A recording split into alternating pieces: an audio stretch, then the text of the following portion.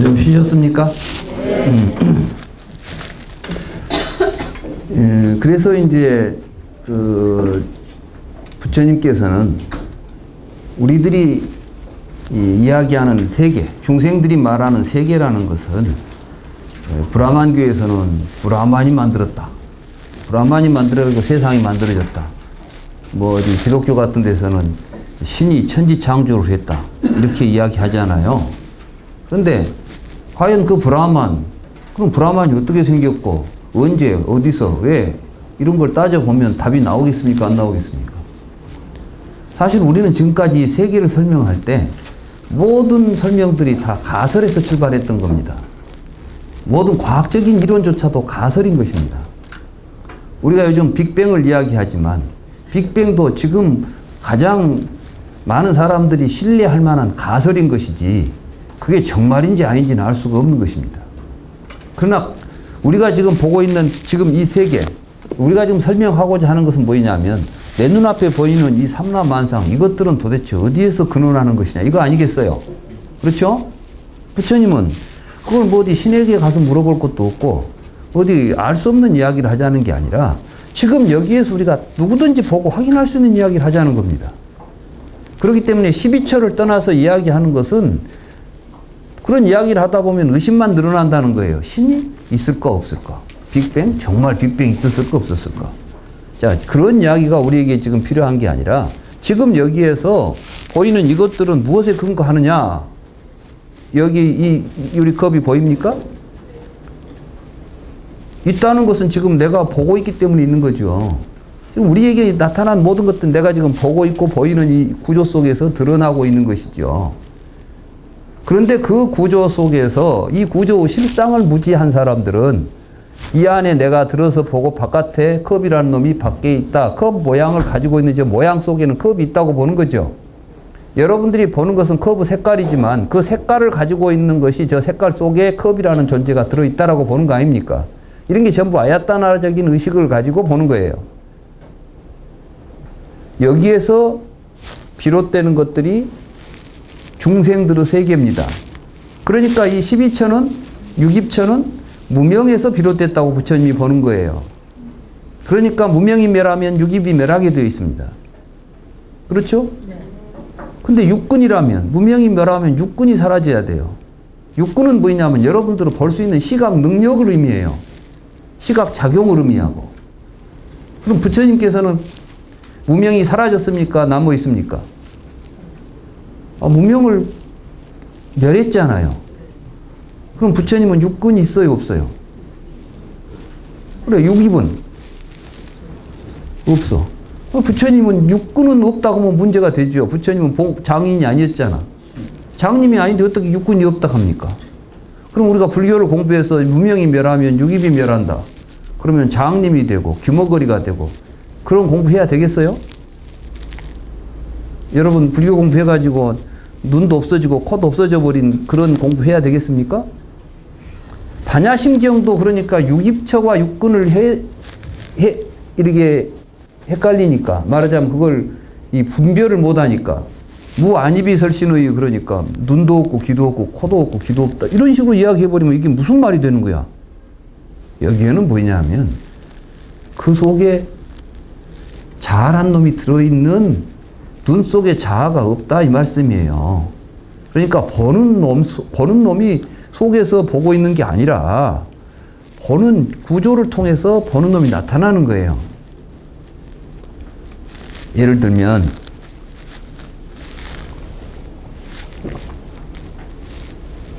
빛이 없는 곳에 사는 동물들은 보는 놈이 없어요. 볼 수가 없어요. 그죠? 우리는 보는 놈이 있어가지고 눈에서 보는 것이 아니에요. 볼 수 있는 구조 때문에 보는 것이지.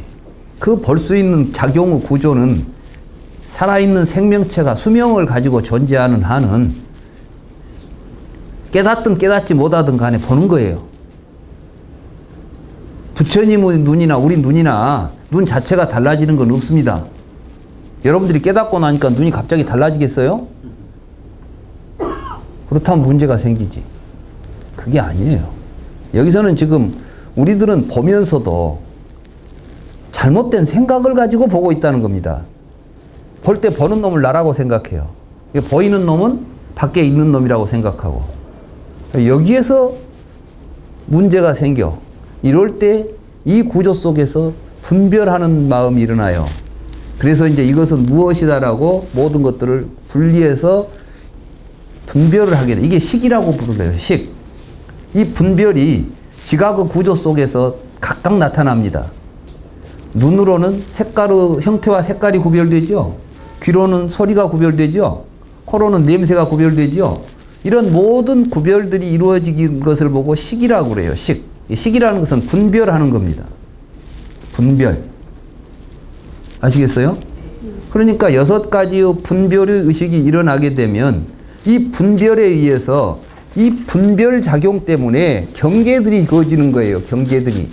어떻게? 이게 유리라는 분별을 가지고 보면 이 둘은 같습니까? 다릅니까? 같죠? 근데 이것은 컵이고 이것은 잔이라고 받침대라고 생각하고 보게 되면 서로 다르죠. 이때 우리의 식이 어떻게 경계를 짓느냐에 따라서 사실은 달라지는 거예요. 경계가 달라지면. 아시겠어요? 많은 분들이 부처님의 깨달음을 추상적으로 생각해요. 그래서 부처님께서 어느 날 갑자기 그냥 보리수 아래서 턱 깨달았을 거라고 생각하는 거죠. 그러니까 지금도 깨달음을 구하는 사람들이 그런 식의 깨달음을 구하면서 수행을 해요. 화두만 붙잡고 있다가 어느 날 갑자기 턱 깨치겠지. 근데 그렇게 해서 깨친 깨달음은 사실은 부처님이 가르친 깨달음하고 맥이 안 닿아요. 물론 그런 깨달음이 없다고는 말하지 않아요. 있으니까 지금까지 모두 깨달았겠죠. 저는 잘 모르지만 그거 자체가 없다고는 말하지 않아요. 근데 그게 과연 부처님의 가르침과 일치하는 깨달음이냐가 문제인 것이죠. 그럼 부처님의 가르침과 일치하려면은 이러한 경지를 깨달아야 돼요. 깨닫고 나니까 그런 게 다 드러났어야 돼. 그렇다면 그런 깨달음을 얻으신 분들이 잘못된 이런 내용들을 보면 시정을 했어야 돼. 근데 아무도 시정하지 않아요. 이런 교리들에 대해서는 전혀 무관심하고 무지해요. 알려고 하지도 않아. 뭐 깨달음만 이야기하고 있어요. 불경은 그렇게 이야기하지 않잖아요. 그래서 이제 여기 보면 일체는 12입처다. 일체로부터서 중생들이 자기들의 세계를 각자 만들어내는 겁니다. 그 안에서 우리는 그 만들어진 18개라고 하는 그 안에 형성된 그 분별의 구조 속에서 우리는 세상을 경험하게 되는 겁니다. 그러니까 여러분들이 뭘 경험한다는 것은 이미 여러분들에게 형성되어 있는 분별의 구조, 이게 18개라고 그랬죠? 이 18개를 연해서 촉이 발생하는 겁니다. 이 촉이라는 것은 단순히 내가 눈으로 이걸 보는 걸 촉이라고 말하는 게 아니라 이 구조 속에서 경험되는 내용, 경험되는 것을 촉이라고 부르는 겁니다. 그러니까 부시맨이 가지고 있는 의식계 18개 속에는 비행기라는 놈이 없죠. 그러니까 이 부시맨은 비행기를 절대로 접촉할 수가 없어요. 경험할 수가 없다고. 비행기를 보는 게 아니라 그는 새로 보는 거예요. 새로. 책상은 어떻겠습니까? 책상이 존재하려면 책이 있어야 돼요. 왜냐하면 책을 놓고 보는 상이 책상이니까. 그러니까 책 없는 동네에는 책상이 있겠습니까? 없겠습니까? 똑같은 모양이 있어도 그 사람들은 밥상이라고 보지 책상이라고 안 본다니까. 어때요? 그렇죠? 그러니까 촉이라는 것은 바깥에 있는 대상 세계를 만나는 겁니까? 사실은 이 모든 게 자기 안에서 일어나고 있습니까? 부처님이 말씀하셨잖아요. 나는 생각이 있고 의식이 있는, 이 살아있는 한결이 몸속에서 있는 세계에 대해서 이야기한다. 항상 명심하십시오. 불교를 이야기하면서 바깥에 이야기한다는 것은 사실은 낭설입니다. 왜냐하면 바깥이라고 하는 것이 다 지 안에 있다는 것을 깨달아가는 것이 불교니까. 이걸 이제 화엄경에서는 일체유심조라고 불렀던 것이고 대승불교에서 이렇게 말했던 거예요. 대승불교 이야기가 초기경전이 없다고요? 똑같은 이야기를 표현만 좀 달리 하고 있는 거예요. 이 이제 여기 보면 그래 이렇게 나오잖아요. 그래서 소위자하 안색 연생 안식이다. 안과 색을 인연으로 해서 안식이 생긴다. 제가 아까 이야기했죠. 안입이 설신의 색성양 미촉법에 의해서 안식, 이식, 비식, 설식, 의식, 18개가 생긴다 이 말씀이에요. 지금 여기서는 생략했지만 3사화합이 촉이다. 3사화합이라는 게 뭐냐면은 안, 색, 안식 이 세 가지가 생겼죠. 18개 안에서 안, 색, 안식 이게 세 가지가 세 부류가 쭉 형성안 됩니까? 그러면 그때마다 각각의 식이 생기는 거예요. 그 식을 통해서 식이 만났을 때의 촉이다. 그래. 화합했다는 건 그건 뭐냐면 이미 내가 가지고 있는 어떤 의식을 가지고 그걸 보니까 이제 그때 촉이 나타나는 겁니다. 예를 들자면 여러분들이 경험하고 이미 알고 있는 색이 아닌 것은 못 봐요.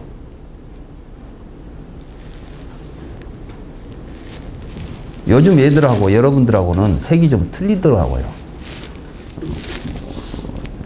제가 경험해 보니까. 우리 애들하고 가서 이제 옷을 사러 갔는데 빨간색 옷을 사겠대요. 보니까 내가 볼 땐 다 똑같이 빨개 그냥. 그래서 이거 좋은 빨간색이 있다는 게 아니래요. 내가 볼 때는 별로 차이가 없어요. 이 색이나 저 색이나 붉은색이야. 근데 그 애는 전혀 다르더라고. 그리고 지가 원하는 색이 있어요. 나는 별로 이것이나 저것이나 차이가 없다고 느끼는데 그 애는 차이를 느껴요. 그래서 생각해 봤어. 왜 저렇게 저 애는 차이가 안 느낄까? 우리는 학교 다닐 때 크레용 가지고 5가지, 6가지 크레용 가지고 그림 그렸잖아요. 요즘 애들은 64색 가지고 그리더라고. 그러니까 어려서부터서 색이, 변별력이 굉장히 달라져 있는 겁니다. 그러니까 색깔을 보더라도 그 색이 가지고 있는 이미지나 이런 것들이 이미 개가 틀리다니까, 의식계가. 그러니까 그 애들이 접촉하는 게 달라요. 그래서 거기로부터 뭐가 나오느냐? 감정이 일어나는 거예요.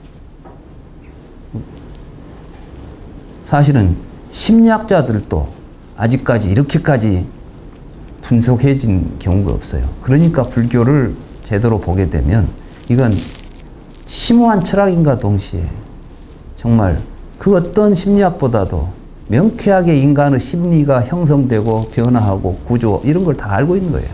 그래서 부처님이 그 구조를 깨달았기 때문에 인간의 마음을 변화시킬 수 있는 길을 가르쳐 준 거예요. 우리는 고정되어 있는 의식을 가지고 있지 않다는 게 공입니다. 이걸 안다면은 자기가 어떤 식으로 자기 자신을 만들어 갈지를 스스로 디자인하라는 겁니다. 불교 깨달음은 뭐냐면 내 인생은 내가 주인이 돼서 이제 내 삶을 내가 알아서 만들어 가겠다는 그 삶입니다. 이게 원이라고 해요, 원. 아시겠어요? 지금까지는 바깥에 있는 건 나도 저것 갖고 싶고 남이 가진 건 나도 갖겠다고 살았다면 그건 자기 인생을 사는 게 아니죠. 그건 남 해놓은 것 그대로 따라가는 남이 인생 사는 거예요. 이미 기존에 다른 사람들이 세우는 가치 따라가는 거라고. 그건 지 인생이 아니에요. 하루를 살다 가더라도 지 생각으로 살자는 것이 불교입니다. 그런다고 해서 영생하자는 이야기도 아닙니다.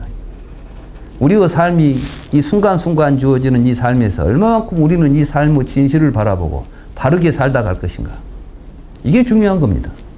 부처님은 그렇게 살다 가셨습니다. 지금 어디 계실까요? 부처님은 생사를 떠났으니까 어디서 내려보고 계실까요? 그렇지 않아요. 바로 부처님처럼 우리도 살자는 것이 불교 아니겠습니까? 그런 의미에서 삼사합이 촉이고 촉에서 뭐가 생기냐면 수상사가 생긴다 그랬어요. 이때 구생이라고 말을 하는데 수상사가 다 촉으로부터 생긴다는 겁니다. 그러니까 여러분들이 뭘 이론적으로 사유하지 않아요. 상이라는 것은 이렇게 이성적으로 사유하는 겁니다. 논리적으로.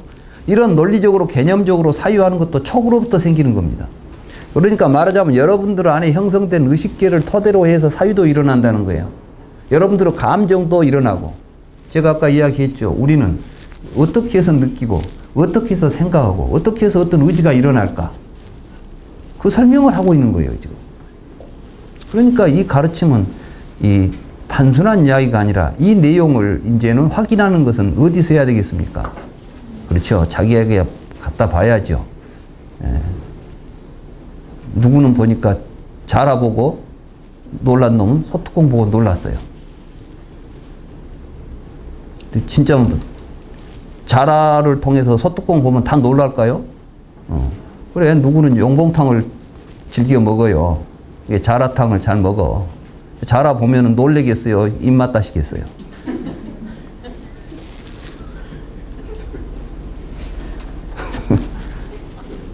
감정이 다르게 일어난다니까. 우리가 지금 뭘 보고 동일한 감정 안 일어납니다. 왜? 그러면 이 감정을 좌우하는 건 뭐냐? 경험인 것이에요. 이 경험을 통해서 형성되는 우리 의식계고 그 이야기를 지금 하는 겁니다. 근데 이게 무슨 놈의 일체법을 갖다 18개로도 나누고 12개로도 나눴다는 이야기가 가당키나 한 이야기입니까? 지금 이 12자 18개 5원이라는 걸 이렇게 설명해야 되겠습니까? 이렇게 해서 수상사가 생기면 수상사가 생겨가지고 색, 안과 색 이런 걸 우리가 색이라고 부르는 거예요. 그 다음에 수상사가 생겼으니까 이걸 보고 수상행이 되는 겁니다. 그리고 아까 육식에서 식이 생기 이 세 가지들이 계속해서 우리의 삶 속에서 모여가다 보면 이게 이제 한 덩어리처럼 체화가 돼요.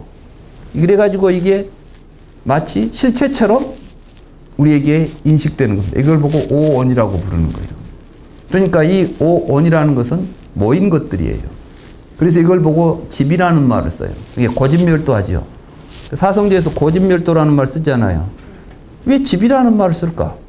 집이라는 말은 싸무다야인데 같은 것들이 계속해서 같이 모여서 이렇게 쌓여나가는 현상을 이야기합니다. 여러분들의 경험이 계속 쌓여가면 그 하나의 경험의 패턴이 동일한 패턴을 계속해서 재생해내는 기능을 해요.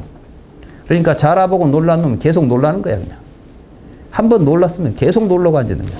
그러니까 나는 그러니까 자라가 싫어. 나는 성격상 자라가 싫어. 이렇게 말하죠. 그 사람이 본래부터 마치 자라를 보면 싫어하는 성격을 가지고 있는 것처럼 우리는 말해요. 그런데 그런 것은 본래부터 가지고 있는 성격 없어요. 자라 때문에 놀랐던 경험이 계속해서 그것을 이제 계속해서 쌓여가는 거죠. 그러니까 사성제 가운데 고성제는 바로 그 오원을 취해서 자라고 집착하고 있는 구조를 괴로움이라고 부릅니다. 그래서 사성제에서 오치원이 괴로움이기 때문에 그 오원의 실상을 알아서 오원을 멸해가는 것이 고집멸도 사성제거든요. 그것을 멸해가기 위해서는 뭘 알아야 되느냐? 어떻게 해서 오원이 쌓이는가 구조를 알아야 되겠죠. 오원이 어떻게 해서 모여드는가를 알아야 될 거 아니에요. 그 모여드는 구조를 집을 설명하다 보니까 12처에서 18기가 형성돼 가지고 18기에서 촉이 형성되면 그 촉을 통해서 수상사가 일어나는데 그 수상사가 계속 우리의 삶 속에서 쌓여가다 보면 마치 나는 이런 감정을 가지고 있는 것처럼 나는 이런 의식을 가지고 있는 것처럼 우리들이 자기라고 집착해버려요. 그리고 나서 이제는 뭐라 하냐면은 자라 보기만 해도 싫어요. 그냥 먹어보면 맛있을 텐데 그것도 안 먹어. 이런 것들이 여러분들에게 이제 굳어져 가지고 여러분들의 삶 속에서 좋고 싫고 뭐 이런 분별들이 일어나고 이게 이제 나다고 생각하고 그놈이 이제 죽으면 어디로 갈까 걱정하고 이게 중생들의 삶이라는 것이죠. 그거 설명하려고 지금 부처님께서 설명해 놨더니 그런 이야기는 어디로 싹 가버리고 일체법은 5가지로도 나누고 12가지로도 나누고 이렇게 분석해 놓으면 여기에서 자기를 들여다보면서 정말 내가 무엇을 나의 감정은 어떤 구조에서 일어날까? 내가 지금 이런 판단을 하는 것은 왜 이렇게 판단하고 있을까? 이런 걸 볼 수 있겠습니까? 없겠습니까? 그걸 보는 게 수행인데 그걸 떠나서 따로 또 수행을 만들어 놓으니까 이제 수행하다 보면 내생이 보이고 전생이 보이고 막 뭐 신통력이 생기고 이런 이제 이야기가 오고 한단 말이죠. 초기 경전에서 신통력은 부처님이 가지고 있는 사람도 내놓지 마라 하는 이야기예요. 있을 수도 없고. 그런데 지금 이제 불교는 불교 공부해갖고 신통력을 못 얻는다 뭐 때문에 해 이런 식이 되는 거야. 신통도 안 생긴다면 해서 뭐해 이런 거야. 참 신통한 일이에요. 우리가 부처님이 하지 말란 일을 마치 그걸 하는 것이 불교인 것처럼 이야기하면 안 됩니다. 부처님은 신통을 좀 신통을 보여달라고 하는 식에게 나는 내 제자들에게 그것을 가르치지 않는다라고 분명하게 말씀을 하셔요. 물론 신통에 대한 이야기들이 많이 나옵니다. 근데 그건 맥락에서 이해를 해야 돼요. 맥락에서. 왜냐하면 그 당시 인도에서는 대부분 종교들이 다 신통이 있다고 거짓말 하는 거예요. 여러분 요즘은 안 그렇디다마는 60년대 70년대 우리 대한민국에 제일로 흥했던 게 부흥회예요. 부흥회. 아셔요? 부흥회 가보셨어요? 부흥회 가면 반드시 뭐가 나오냐면 기적이 일어나요. 갑자기 안진뱅이가 일어서고 막 곱사가 허리를 펴고 막 할렐루야를 외치고 목발 짚고 왔던 사람이 던져버리고 막 걸어가고 막 거기 있던 사람들이 막 이적을 보였다고 난리가 나죠. 근데 거기서만 해요. 신문에도 안 나. 의학적으로 보고도 안 돼. 사기예요, 전부. 짜고 한 거지. 근데 사람들은 거기 가서 막 할렐루야를 하고 막 신은 위대하다고 한참 하다가 그런 일이 벌어지면 의심하지 않고 막 믿고 막, 그 다음에 이제 거기에서 엄청난 이제 그 신통력이 있다라고 안수한다 해가지고 병을 고친다고 막. 부처님은 그런 식으로 병을 고친 적이 없어요. 부처님이 병 고친 내용을 들어보면 너무나 과학적이에요. 말하자면 아들을 잃어버리고 이 정신이 나가가지고 살려내라고 길거리에서 썩어가는 시신을 놓고 그 가는 사람마다 바지가랑이를 붙잡고 늘어지는 여인을 놓고 내가 고쳐주겠다. 조건이 있다. 그러면서 그 사람에게 누구나 죽는다. 죽음은 남녀노소가 없다. 이런 걸 이제 깨웠다 깨닫게 하면서 자식의 죽음이 문제가 아니라 살아있는 너의 삶이 더 중요하다는 걸 가르쳐 주지 않아요. 거기에서 저는 이제 깨달았습니다 하고 출가해서 아라한이 되지 않습니까? 이러한 것이 불교예요. 이게 이보다 더 큰 기적이 어디가 있습니까?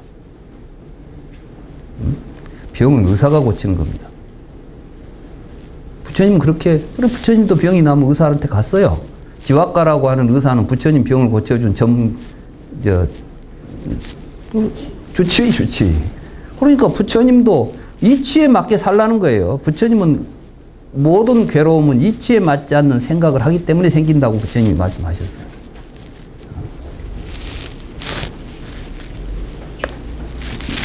여기에서 이 오온을 가지고 사람들은 뭐라고 하느냐, 이걸 가지고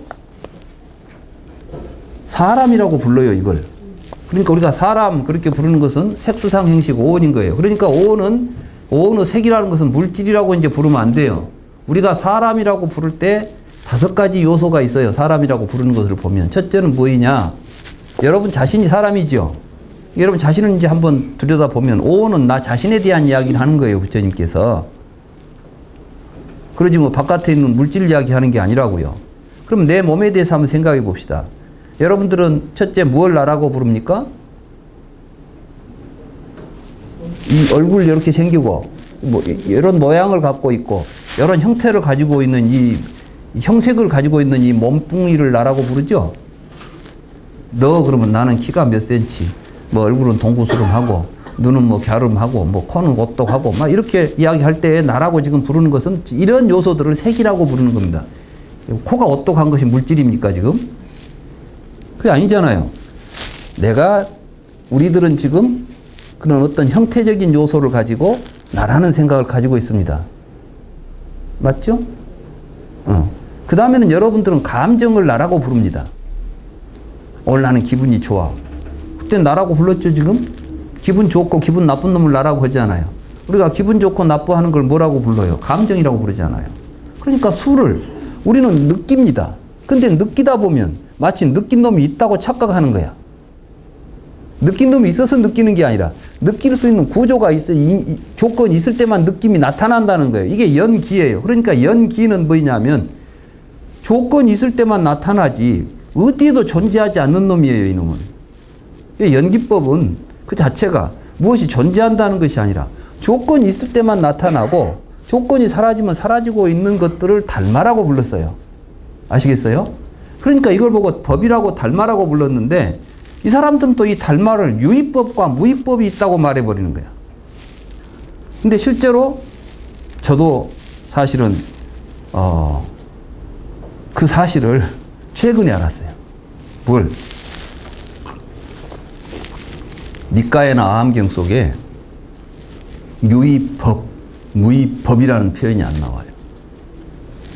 유의, 무의는 나와.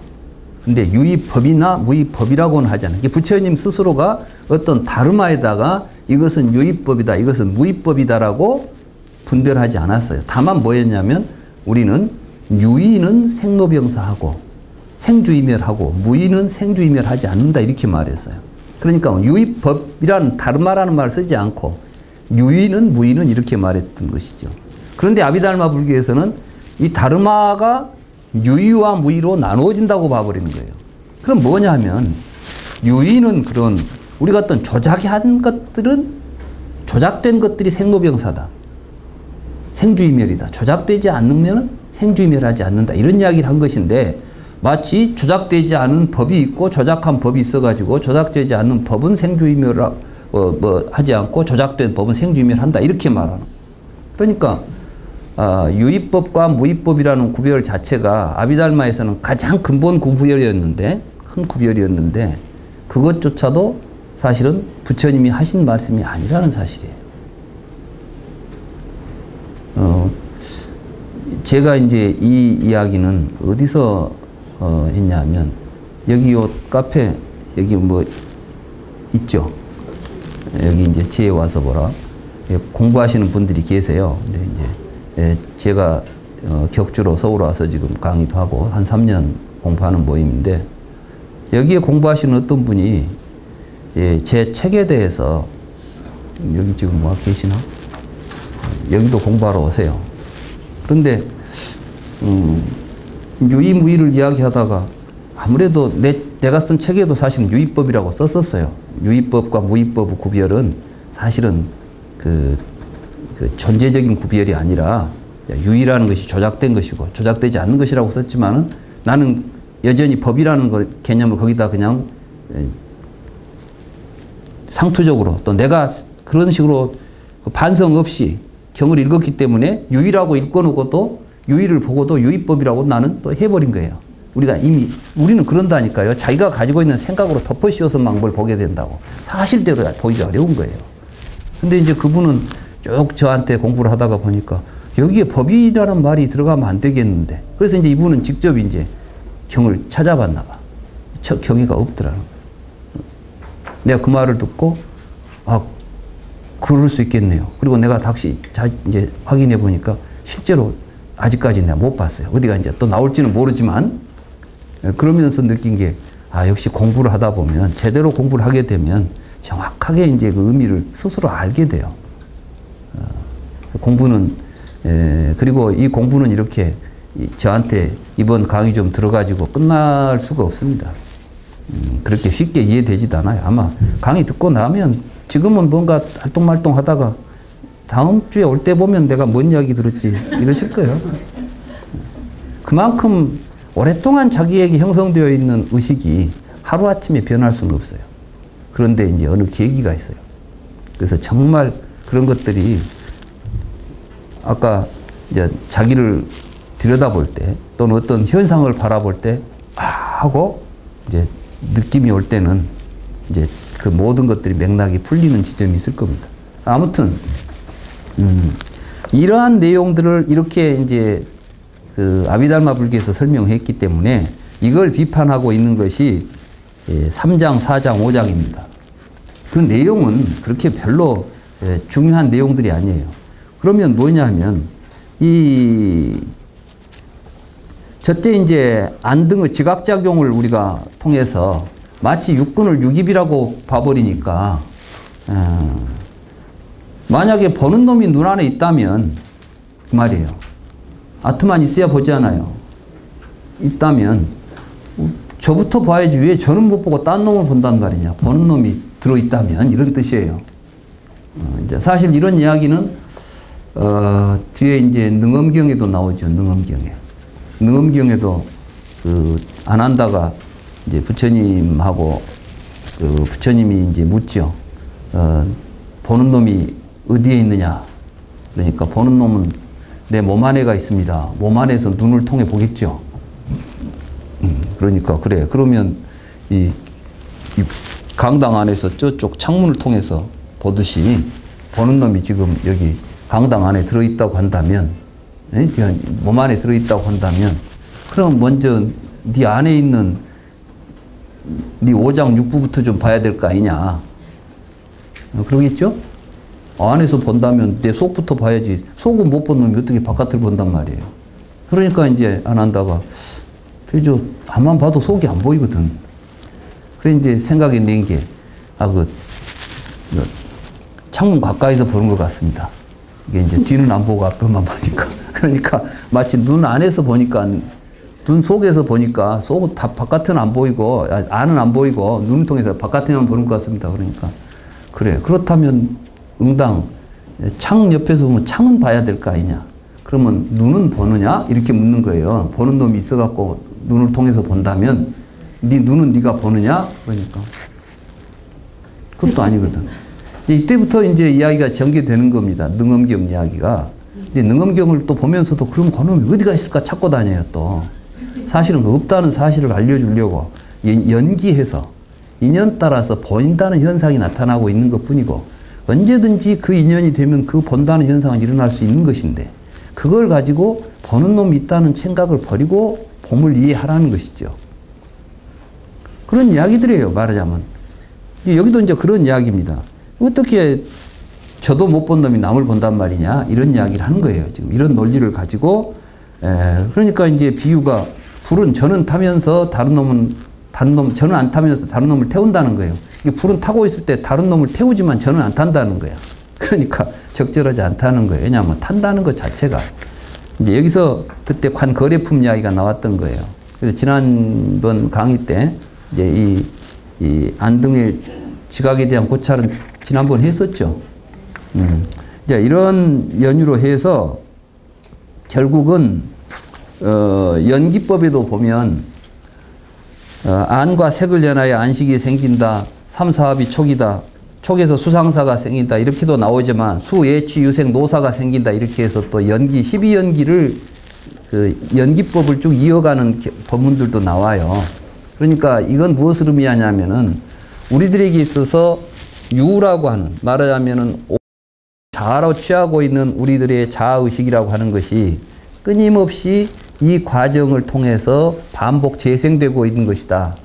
그걸 이제 연기적으로 설명하면 촉을 연하여 수가 일어나면 이것 가운데 우리가 이제 가래, 그것을 대상화시키고 애착을 일으키고 그걸 취하려고 할 때 이 취해진 것들을 통해서 자기 존재가 만들어진다. 이 자기 존재가 만들어지면 그 자기 존재를 중심으로 해서 태어나서 늙고 병들어 죽는다는 생각에 사로잡혀서 삶의 구조들이 고통스러운 삶이 전개된다. 이게 이제 12연기예요. 그런데 또 여기에 나오는 개념들을 전부 또 존재로 또 다시 환원을 시켜놨어요. 이 아비달마가. 그래가지고 유는 또 4가지 유가 있다는 거예요. 사유가. 그래가지고 이게 이제 생유, 본유, 사유, 중유 이래가지고 이게 이제 3세에 걸쳐서 유내하는 설명을 또 해요. 12연기를 설명할 때 유를. 그러니까 여기서 그런 이야기를 하는 거예요. 앞에 있는 이놈도 없는데 거기서부터 연기하에서 일어난 이런 것들이 있다고 하면 되겠냐. 지금 이런 논조로. 그래서 우리가 중론을 읽을 때 중론만 이렇게 중론 말기에만 또 매달려 가지고 읽으면 도대체가 이게 이해가 안 되는 겁니다. 모든 불경들이 그렇습니다. 제가 지난번에 금강경 강의를 했었는데 금강경도 금강경만 놓고 읽으면 안 돼요. 이거. 왜 금강경이 나타났는가를 알고 읽어야 되죠. 지금 이것도 중론만 놓고 읽으면 안 된다는 것이죠. 왜 중론이 나타나는 걸 알아야 된다는 것이죠. 이 중론은 아비달마 불교가 있기 때문에 나타난 겁니다. 그러니까 아비달마 불교에 대해서 이해를 하고 아비달마 불교에 어떤 문제점이 있는가를 알고 봐야 이 중론이 의미가 드러나는 것인데 지금 공부는 그걸 안 해요. 아비달마 불교는 아비달마 불교고 중론은 공사상이니까 공사상은 중론 속에 있다 이렇게 보는 거예요. 공사상이 중론 속에 없습니다. 공사상은 어디에도 없습니다. 공은 사상도 아니고 아무것도 아니에요. 그건 뭐냐면 실상이야. 우리가 누구나 다 깨달아야 될 이런 내용들을 통해서 스스로 발견해야 될 내용이지 이론 체계가 아니라는 거예요. 그런데 중론을 가지고 공사상, 중간 사상의 이론 체계로 또 중론을 이해하려고 하면 이때부터 또 문제가 생기는 거죠. 불교 공부라는 게 이론화를 시키면 안 되는데 모두 중론을 읽었으면 중론을 통해서 깨달음을 얻으면 되는 거예요. 중론은 우리에게 뭔가 지금 아비달마적인 사고가 잘못됐다는 걸 스스로 깨닫게 해주는 데 의미가 있는 것이지 중론 그 자체가 가지고 있는 사상이나 논리나 구조가 없다는 것이에요. 불교도 마찬가지예요. 불교가 어떤 사상 체계를 가지고 있는 게 아니라 체계가 없진 않아요. 어떤 체계가 있냐면 중생들이 가지고 있는 의식의 구조를 체계적으로 설명했기 때문에 체계가 있습니다. 그러나 그 체계를 집착하고 그 체계를 드러내려고 하는 게 아니라 그 체계를 우리가 이해함으로 해서 고통의 구조에서 벗어나려고 하는 데 목적이 있는 것이죠. 다시 말해서 나에게는 왜 이렇게 죽음에 대한 공포, 고통 이런 것들이 나타나지? 사람이니까 다 죽기를 싫어하니까 무조건 나타날 거다. 그렇지 않습니다. 제대로 이제 이걸 깨닫게 되면 죽음에 대한 두려움도 공포도 없어질 수 있습니다. 죽음을 맞이할 수 있습니다. 그래서 많은 부처님도 보면은 죽음 앞에서 이제 죽을 때가 되니까 막 두려워하고 막 안 죽으려고 하고 그런 게 아니라 죽음 앞에서 얼마나 담담합니까? 이제 이 나이가 돼서 나이가 죽을 때가 됐으면 죽는 게 너무 당연한 이야기를 갖고 너희들 왜 이렇게 시끄럽게 떠드냐고 그러잖아요. 막 울고 불고 그러니까 왜 내 가르침을 받은 사람들이 이렇게 운단 말이냐.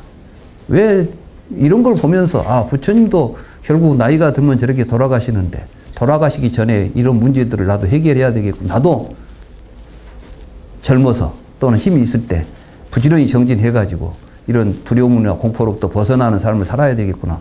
이렇게 공부 열심히 하려고 해야지. 나 하나, 내 목숨 하나, 한 사람이 세상에 태어나서 죽는 것을 가지고 뭘 그렇게 애걸복걸 하냐는 거예요. 우리가 부처님의 이제 열반경을 읽어보면, 깨달은 자의 죽음은 어떤 모습인가를 여실하게 보여주죠.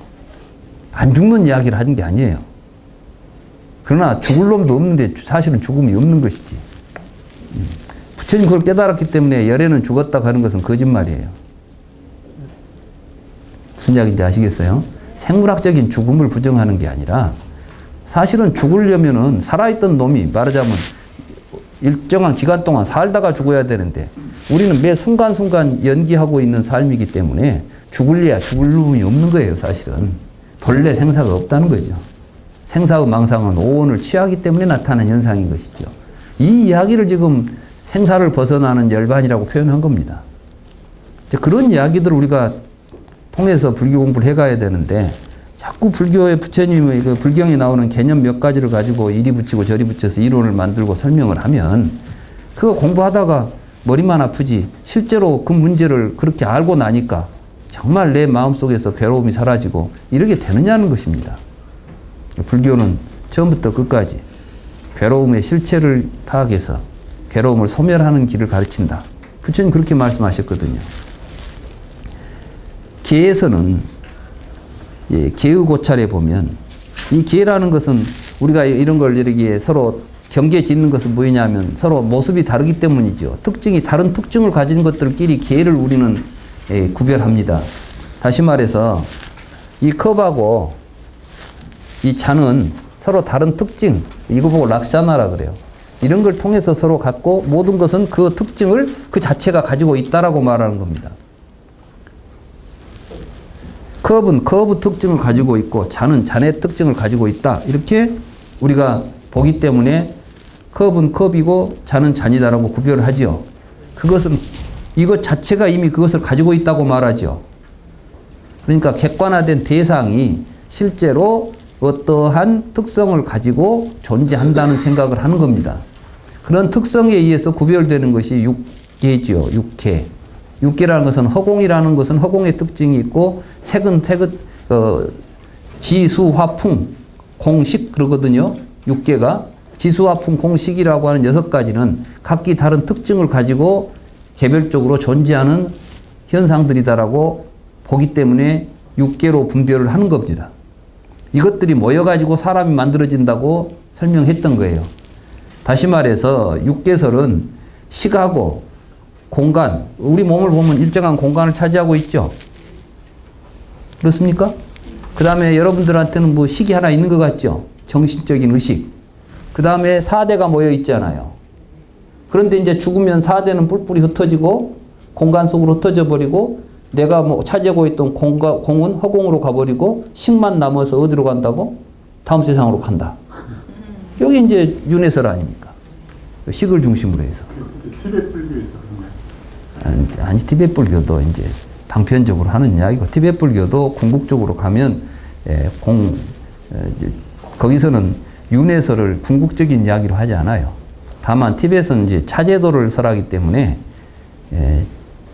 처음부터 그 이야기를 해버리면 사람들이 그 허무주의나 이런 잘못된 길로 빠진다고 보기 때문에 티베트 불교에서 윤회설 이야기하는 것은 일반 사람들을 사실 제가 이런 이야기 하지만 이런 이야기가 누구나 다 알아듣고 금방 알 수 있는 이야기가 아니에요. 제가 이렇게 이야기를 해도 또 저보고 윤회를 부정한다고 아주 나쁜 사람으로 나를 이야기하는 분들이 계세요. 왜냐하면 자기 생각하고 틀리다는 거야. 그런 사람들한테는 윤회를 이야기해주면 좋아하죠. 그러니까 윤회 이야기를 해줘야 이제 신심을 일으켜가지고 막 윤회를 안 하기 위해서 선업을 짓고 막 그럴 거 아니에요.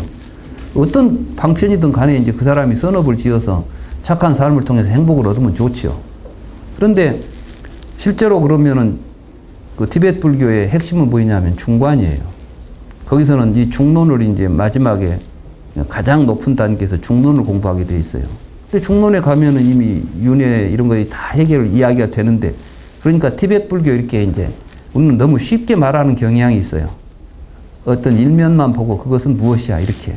그렇게 하면 절대 안 됩니다. 특히 그 보리도 차제론 이런 그 수행법에 의해서 처음에는 윤회와 업보를 믿는 데서 출발해야 한다. 만약에 그렇지 않으면은 사람들이 진정한 깨달음에 이르기도 전에 타락해버려요. 그러니까 사실은 제가 좀 조심스럽기도 해요. 이런 이야기를 잘못해 놓으면. 그러니까 결국 윤회 없다는 거 아니야. 죽으면 그만이네. 막 이렇게 가버린다고. 그러기 쉬워요. 그래서 제가 제일 이제 염려하는 게, 부처님도 그랬어요. 차라리 상견이 낫지. 단견은 더 못된 생각이다. 왜냐하면 상견은 그래도 내가 다음에 좋은 세상 가려면 못된 짓은 안 해야 되겠다 이런 생각을 하지만 죽으면 그만이다 그러면 못할 짓이 뭐가 있냐고 생각하고 산다고. 그렇잖아요. 근데 사실은 그게 아니잖아요. 부처님께서 지금 말씀하신 무아라는 것은 내가 지금 하는 이 순간순간은 나의 삶이 곧 나의 전체다라고 생각하기 때문에 매 순간순간 우리는 이 순간순간을 최선을 다해서 가장 아름다운 삶을 살기 위해서 노력해야 된다는 것이 무아의 가르침이에요. 근데 이걸 잘못 생각하면은 뭐 죽어도 내생이 없다면야. 뭐 이런 식으로 이제 해버리면은 정말 무지막지한 놈들이 판치는 세상이 되죠. 그래서 어려운 겁니다. 그래 이제 달라이라마 같은 분도 사람들은 달라이라마가 막 이제 뭐 관세음 보살이 화신이다 하지만 경에 보면 관세음 보살 못 올 일이 있어요, 없어요? 그럼 그 달라이라마가 지금 중국한테 저렇게 티벳이 저런 상황이 있는데 아무 힘도 제대로 못 쓰잖아요. 그럼 어떻게 설명할 거예요? 그건 신앙입니다. 그리고 이 티베트라고 하는 그 불교는 순수한 불교라고 생각하시면 안 돼요. 모든 곳의 불교는 그 나라 고유한 전통이 같이 묻어 있는 것이기 때문에 거기는 오래된 샤먼이 있어요. 그거하고 연결되면서 윤회설이 그 샤먼을 이제 극복하는 이론으로 작용했던 거예요. 샤먼들이 가지고 있는 그 세계를 불교 윤회설이 들어가서 샤먼의 의식 구조를 불교식으로 변화시키면서 티베트 불교가 민중 속에 파고들 수 있었던 것이고, 거기에 기초해서 나타난 게 이제 달라이라마 사상이 나타난 건데, 만약에 그게 진실이라면 지금 이제 더 이상 그 윤회 그걸 포기했잖아요. 이제 달라이라마 후계자를 살아서 후계자를 정하기로 하지 죽은 뒤에 찾아다니지 않기로 했잖아요. 달라이라마는 제가 보면 그분은 다 알고 계세요. 정확하게. 그래서 그분이 나는 누구인가에 대해서 쓰신 글이 있어요. 거기에 보면 나는 관음 화신이다 이런 이야기 않습니다. 티베트 사람들이 나를 그렇게 본다는 것이죠. 자기 자신에 대한 평가는 이래요. 나는 조국을 잃고 망명하고 있는 가난한 수행자다고. 자기 자신을 파악은 현재 있는 그 상태를 그대로, 달라이라마가 당신이 보고 있는 달라이라마는 관음화신이라기보다 여러 가지 격변하는 세태 속에서 나라를 잃고 많은 백성들이 그 지도자로서 이제 기대하고 있는 그 기대를 짊어지고 힘겹게 인도에서 망명 생활하고 있는 가난한 수행자다. 그것이 자기 입장이에요. 이런 걸 우리가 너무 쉽게 그냥 무엇이다 이렇게 굉장히 우리가 경계해야 될 게 항상 무엇을 갖다 단선적으로 이것은 이것이고 저것은 저것이 이렇게 이제 봐버리면 상당히 그 진실을 왜곡하는 수가 많이 있습니다. 그렇게 보시면 안 되겠고, 아무튼 이 개의 특징이라는 이제 이 입장에서 보면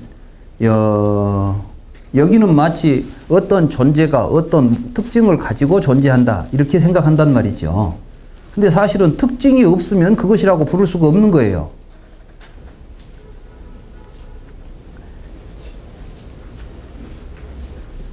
우리가 항상 이 비는 내리는 특징을 가지고 있죠. 비는 내리는 특징을 가지고 있죠.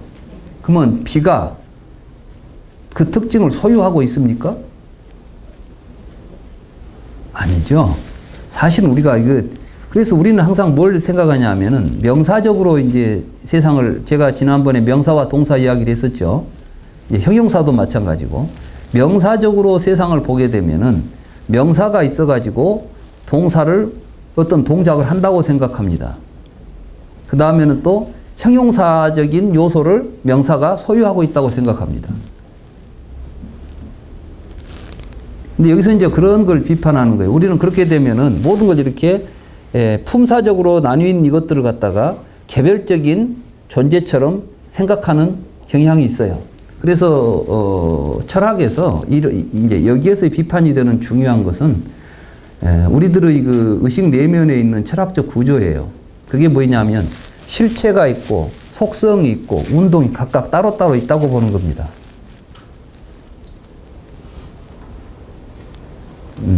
그러면 나는 이런 성격을 내가 가지고 있다는 거예요. 그런 성격이 있는데 그걸 내가 소유하고 있는 것처럼 나는 따로 있어요. 근데 이제 그 성격은 또 내 옆에 붙어 있는 부속품처럼 있는 거예요. 그러니까 이제 여기서 비판하는 것은 그러한 특징에 그것이다라고 하는 것은 우리가 아까 이야기했죠. 촉을 통해서 분별이 일어나면 분별된 구조 속에서 우리가 내리는 것이지 실제로 그 자체가 그러한 성질과 그러한 형태를 가지고 존재하지 않는다는 것입니다. 그런데 마치 그것이 존재한 것처럼 생각한다면 이러한 논리적 모순에 빠진다. 그 이야기를 하기 위해서 이제 이렇게 쭉 설명하는 것이기 때문에 여러분들이 읽어보면 이제 그러한 그 측면에서 이런 그 기회도 이해가 될 것이고, 그 다음에 이제 온도. 온이 무엇이냐면은 색, 그러면은 색은 4대가 모여 있는 것. 이렇게 뭔가 이제 취합해 있다는 생각을 하게 됐어요. 그러니까 원자론적 사고죠. 그래서 어느 고찰에서는 원자론적 사고 이런 것들을 배제하는 것이고, 그래서 원처계가 지향하는 각각의 지금 그 비판의 초점들은 우리가 실체론을 주장했을 때 그 실체론이 갖는